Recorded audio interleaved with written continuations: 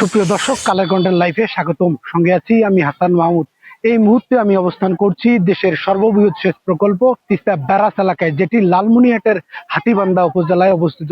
দর্শক, গতকাল থেকে তিস্তা নদীর পানি বিপদসীমা অতিক্রম করছে।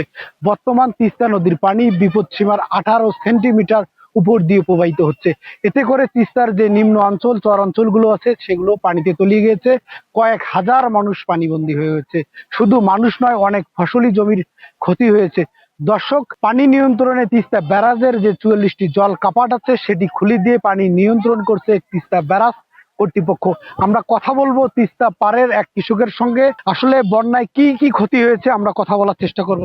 কালকে থেকে যেভাবে পানি বাড়তেছে, সেভাবে পানি যদি বাড়ে, আরো কিছু পানি বাড়লে আমাদের পিছনে গুড্ডিবাড়ি ইউনিয়ন, সিন্ধুন্দা, সিঙ্গিবাড়ি ইউনিয়ন, এই ইউনিয়নের মানুষগুলা প্রায় বাড়িতেই পানি উঠে যাবে। এবং বর্তমানে নদীর আশেপাশে যে বাড়িগুলো আছে, পানি উঠে গেছে এবং ফসল সব তলায় গেছে। তত দ্রুত হোক আমাদের এই তিস্তা মহাপরিকল্পনার কাজটা বাস্তবায়ন হোক, এবং এর মাধ্যমে আমাদের নদী এলাকায় যে আশেপাশে লোকজন গেলে আছে, এরা মোটামুটি একটু সুস্থ হবে। রাস্তা তলে গেছে, যাওয়া এসে অসুবিধা হয়ে গেছে। বর্তমানে এই যে রুগী নিয়ে মেডিকেলে যাওয়া লাগে, আর রাস্তাঘাটের তো অবস্থা খুব খারাপ।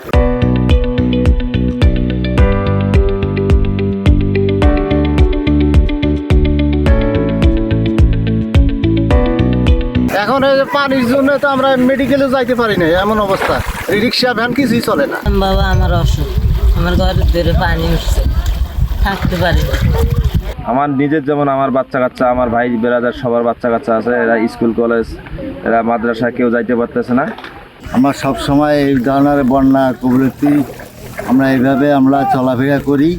আমরা যে চলাফেরা করি খুব অনেক কষ্টে, আমাদের বাড়িঘর সব পানিতে তলায় গেছে।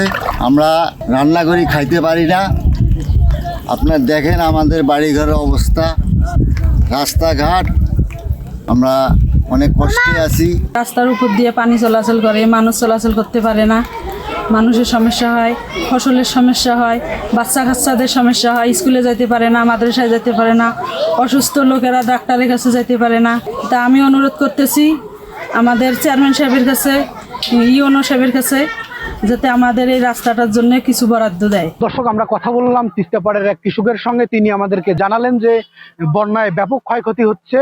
তবে আরেকটি বিষয়, সেটা হচ্ছে তিস্তাপাড়ের মানুষ ত্রাণ নয়, চায় এর স্থায়ী সমাধান। আর এর স্থায়ী সমাধান করতে হলে দরকার তিস্তার মহাপরিকল্পনা বস্তু।